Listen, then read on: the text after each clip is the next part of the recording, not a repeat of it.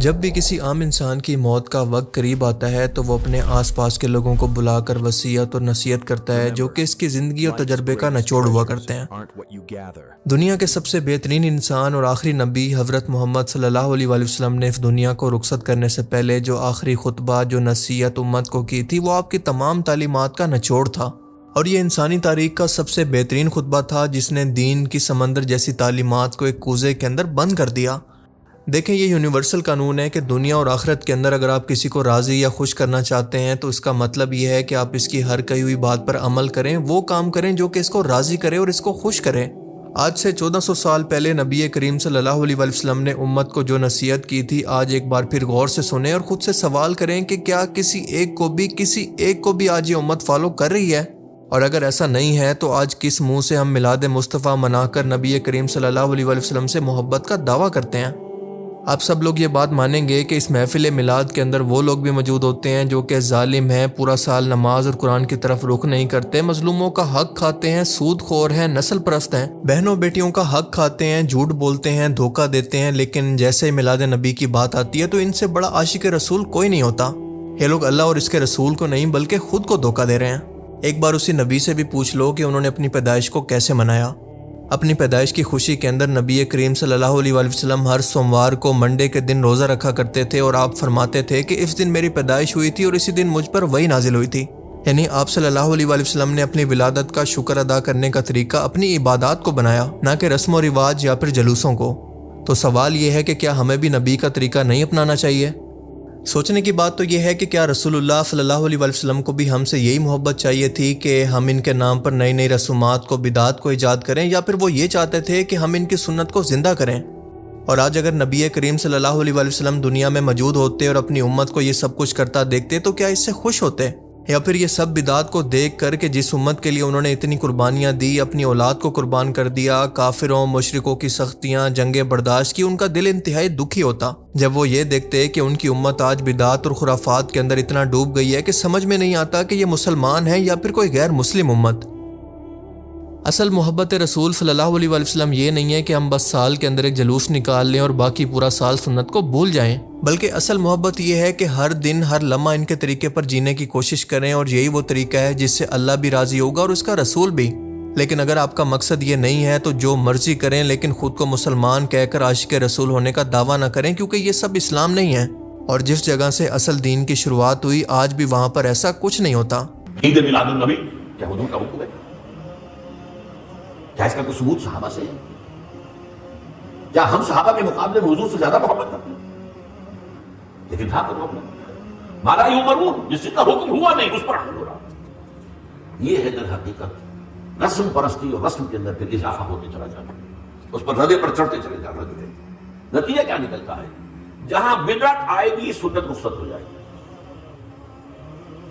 اب نماز جنازہ کی وہ اہمیت نہیں ہوگی، نہ نماز جنازہ یاد کرنی ہے، نہ دعا یاد کرنی ہے، کچھ پتہ نہیں، جا کے کھڑے ہو گئے ہیں، وضو بھی ہے کہ نہیں ہے، لیکن قرآن خوانی۔ یہ جتنی رسمیں اب دین میں چل رہی ہیں، اب میلاد النبی کا پڑھ رہے، میں ویسے نہیں کرتا، صرف توجہ دلاتا ہوں کہ حکمران دین کا کیا حلیہ بناتے۔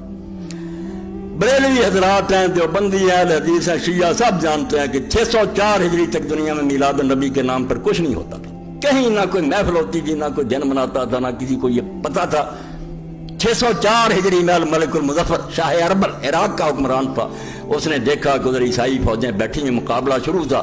کرسمس ڈے آیا، انہوں نے دسمبر میں حضرت عیسیٰ علیہ السلام کا دن منایا، عید میلاد المسیح۔ اس نے کہا اپنے نبی کا منا رہے ہیں، تم بھی مناؤ۔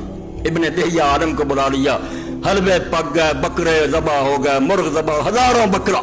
اب لوگوں نے کھایا، ناچنے والے ناچے بھی، اس میں بھی خود بادشاہ بھی ناچا، رقص کیا اس نے، اور بعد میں اس کو ابن دہیہ کو خلعت دیا، پیسے دیے، چل پڑا، آگے سے آگے بڑھتے جلوس شروع ہو گئے۔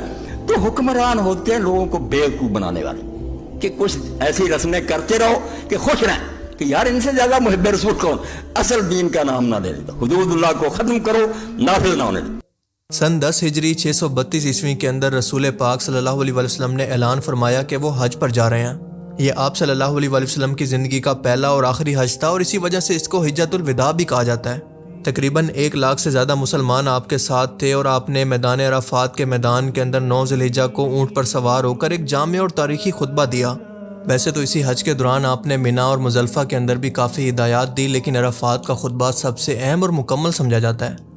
اس خطبہ کے شروعات کے اندر آپ نے سب سے پہلے اللہ کی حمد و ثنا بیان کی اور اس کے بعد فرمایا، جس کا مفہوم ہے کہ اے لوگو میری بات غور سے سنو، شاید اس سال کے بعد میں اس جگہ پر تم سے کبھی ملاقات نہ کر سکوں، یعنی یہ ہماری آخری اجتماعی ملاقات ہے۔ اور پھر فرمایا کہ جس طرح سے یہ دن یعنی یوم عرفہ، یہ مہینہ ذوالحجہ اور یہ شہر مکہ مکرمہ حرمت والے یعنی پاک ہیں، اسی طرح سے تمہاری جانیں، تمہارے مال اور تمہاری عزتیں ایک دوسرے پر حرام ہیں۔ مطلب کسی کا ناحق خون مت بہانا، اس کا مال مت لوٹنا، اس کی عزت پامال کرنا تمہارے لیے حرام ہے۔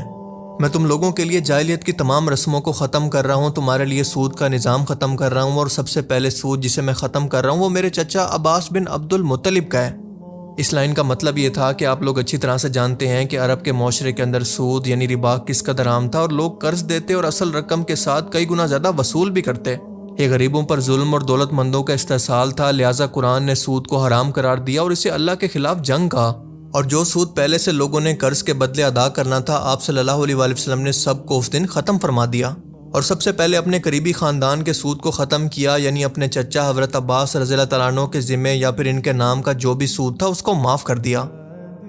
اور اس کے بعد فرمایا کہ جاہلیت کے سارے خون کے دعوے آج سے ختم ہیں، کوئی بھی شخص کسی کو قتل کے بدلے دشمنی کے طور پر قتل نہیں کرے گا، اور سب سے پہلا خون جسے میں ختم کرنا چاہتا ہوں وہ ربیعہ بن حارث کے بیٹے کا ہے۔ رسول اللہ صلی اللہ علیہ وآلہ وسلم کے اس اعلان نے قبائل پرستی کو ختم کر کے امت کو جوڑ دیا، کیونکہ اسلام سے پہلے عربوں کے اندر یہ رواج تھا کہ اگر کسی قبیلے کا کوئی فرد قتل ہو جائے تو پورے کے پورے دو قبیلے قتل کا بدلہ لینے کے لیے آپس میں لڑ جاتے، اور اس طرح سے مسلمانوں کا اتحاد ٹوٹ جاتا، کیونکہ یہ انتقام نسل در نسل قبیلوں کے اندر چلتا رہتا اور قتل و غارت کبھی ختم ہی نہ ہو پاتی۔ اللہ کے رسول نے فرمایا کہ آج سے یہ جاہلی رواج بالکل ختم ہے، اور اس کی وجہ یہ ہے کہ اسلام کے اندر قصاص اور دید کا نظام موجود ہے، یعنی قاتل سے براہ راست بدلہ یا پھر خون بہا لینا، لیکن قبیلے خود سے کوئی بھی بدلہ نہیں لے سکتے۔ اور سب سے پہلا خون جسے میں ختم کرنا چاہتا ہوں وہ میرے اپنے خاندان کا ہے، یعنی ربیعہ بن حارث کا بیٹا جسے قبیلہ حذیل نے قتل کیا تھا۔ اس خون کا بدلہ انتقام اب کوئی نہیں لے گا۔ اور پھر فرمایا کہ عورتوں کے بارے میں اللہ سے ڈرو، وہ تمہارے پاس اللہ کی امانت ہے، ان کے ساتھ اچھا سلوک کرو، ان سے اچھے اخلاق کے ساتھ پیش آؤ۔ تمہارا حق ہے کہ وہ تمہارے بستر پر کسی غیر کو نہ آنے دیں اور تمہاری عزت کی حفاظت کریں، اور ان کا یہ حق ہے کہ تم ان کے کھانے پینے، کپڑے اور رہائش کا انتظام اچھے طریقے سے کرو۔ تمہارے پاس جو امانت رکھی جائے اس کے مالک کو واپس کر دو۔ اے لوگو تمہارا رب ایک ہے، تمہارا باپ آدم ایک ہے، کسی عرب کو کسی اجمی پر کوئی فضیلت نہیں، اور نہ کسی اجمی کو کسی عرب پر، نہ کسی گورے کو کسی کالے پر، اور نہ کسی کالے کو کسی گورے پر۔ فضیلت صرف اور صرف تقویٰ کی بنیاد پر ہے کہ جو شخص جتنا نیک ہوگا وہ اللہ کے ہاں اتنا بڑا مقام رکھتا ہوگا۔ پھر فرمایا کہ لوگو ہر شخص اپنی میراث کا حقدار ہے، کسی وارث کے حق کو چھیننا تمہارے لیے جائز نہیں۔ جاہلیت کے دور کے تمام مالی اور خاندانی رواج آج سے میں نے ختم کر دیے۔ پھر فرمایا کہ شیطان اس مکہ کی سرزمین کے اندر کبھی بھی دوبارہ عبادت نہیں کر پائے گا، یعنی یہاں پر دوبارہ کبھی بھی کفر و بت پرستی نہیں آ پائے گی، لیکن وہ تمہارے چھوٹے چھوٹے اعمال کے اندر خوش ہوگا۔ اس سے بچو، یعنی بڑے گناہوں سے زیادہ روزمرہ کے چھوٹے گناہوں سے تمہیں ورگلا کر بڑے گناہ کروانے کی کوشش کرے گا، اس سے بچ کر رہنا۔ اور پھر فرمایا کہ نماز قائم کرو، روزہ رکھو، زکوٰۃ ادا کرو اور اپنے امیر کی اطاعت کرو تو جنت کے اندر اپنے رب کے پاس داخل ہو جاؤ گے۔ اور اس کے بعد فرمایا کہ میں تمہارے پاس ایک چیز چھوڑے جا رہا ہوں، اگر تم اس کو مضبوطی سے تھامے رکھو گے تو کبھی بھی گمراہ نہیں ہوگے، اللہ کی کتاب یعنی قرآن اور میری سنت۔ اور ایک اور حدیث میں آتا ہے کہ میرے اہل بیت بھی۔ آپ کے فرمان کا مطلب یہ تھا کہ ہدایت کا واحد راستہ قرآن اور سنت ہے، اور سب سے بہترین تشریح ان کی میرے اہل بیت کریں گے۔ پھر فرمایا کہ لوگوں قیامت کے دن تم سے میرے بارے میں سوال کیا جائے گا، تم لوگ کیا جواب دو گے؟ صحابہ نے عرض کیا کہ ہم کہیں گے کہ آپ نے اللہ کا پیغام ہم تک پہنچا دیا، اپنی امانت ادا کر دی اور ہم پر احسان کیا۔ آپ صلی اللہ علیہ وآلہ وسلم نے یہ سن کر آسمان کی طرف ہاتھ اٹھا کر فرمایا کہ اے اللہ گواہ رہنا، اے اللہ گواہ رہنا، اے اللہ گواہ رہنا، میں نے اپنا پیغام پہنچا دیا۔ جو لوگ یہاں پر موجود ہیں ان لوگوں تک میرا پیغام پہنچا دیں جو کہ یہاں پر موجود نہیں ہیں، کیونکہ ہو سکتا ہے کہ بعد میں آنے والے زیادہ بہتر طریقے سے بات کو سمجھ پائیں۔ اور اسی موقع پر قرآن پاک کی یہ آیات نازل ہوئی کہ آج میں نے تمہارے لیے دین کو مکمل کر دیا، تم پر اپنی نعمت پوری کر دی اور اسلام کو تمہارے لیے دین کے طور پر پسند کر لیا۔ سورہ المائدہ آیت نمبر 3۔ آپ صلی اللہ علیہ وآلہ وسلم کے یہ الفاظ کہ اے اللہ گواہ رہنا، میں نے اپنا پیغام پہنچا دیا، اس لیے تھے کہ اب یہ ذمہ داری امت پر ہے کہ وہ دین کو آگے پہنچائے اور اس پر عمل کرے۔ اب آپ تمام لوگ رسول اللہ صلی اللہ علیہ وآلہ وسلم کے آخری خطبہ کی تمام نصیحتوں کو پڑھتے جائیں اور اپنے گریبان کے اندر جھانکیں کہ ہمارا معاشرہ کیا آج کے دور کے اندر کسی ایک نصیحت پر بھی پوری طرح سے عمل کر رہا ہے۔